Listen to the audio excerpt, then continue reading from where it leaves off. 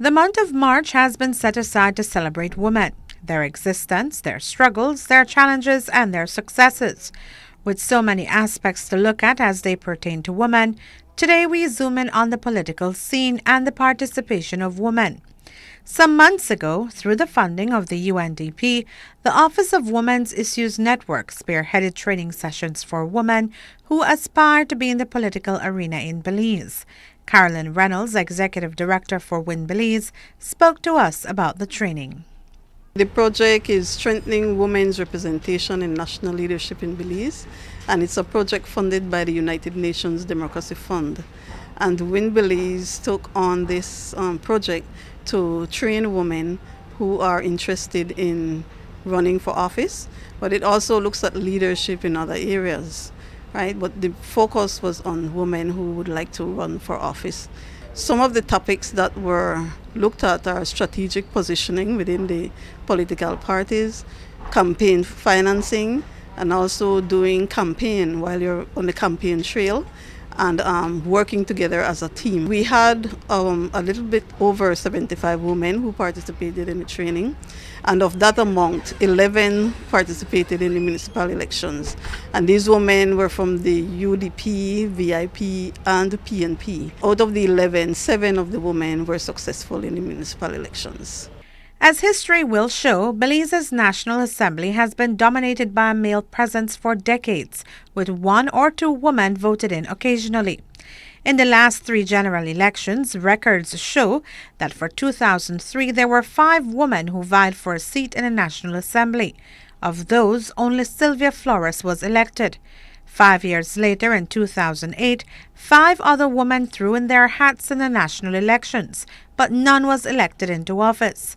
In the last general election held in 2012, there were 3 women on the party slates, and of those, only Dolores Balaramas Garcia had managed to gain a seat in the National Assembly. We asked Reynolds what the possible reasons behind women not being embraced in politics are on the national level, and what can be done to overcome the challenges. I believe some of the challenges is also if you look at the community, the people within, the citizens, the voters, right? There are, I believe, that not that acceptance of women at the national level at this time. And so for them, I think it was challenging in running in, vying for office.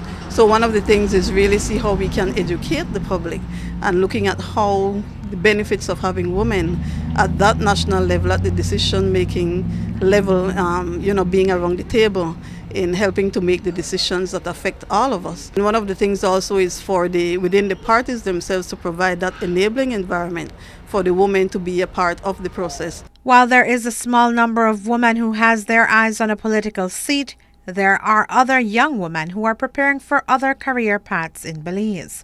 We set out to find just what the young female minds are aspiring for. I'm thinking that I'm pursuing law. More than likely, yes.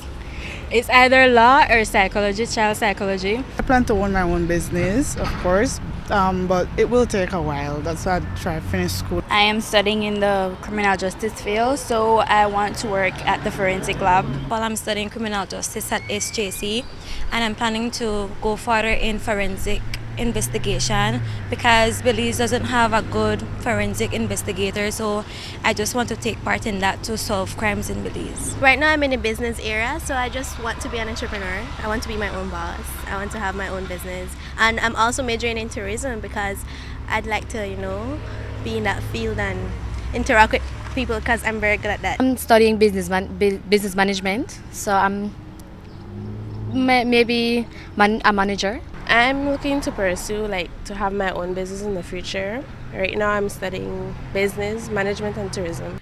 Currently, there are 2 female government ministers who are also senators, namely Joy Grant and Lisel Alamia.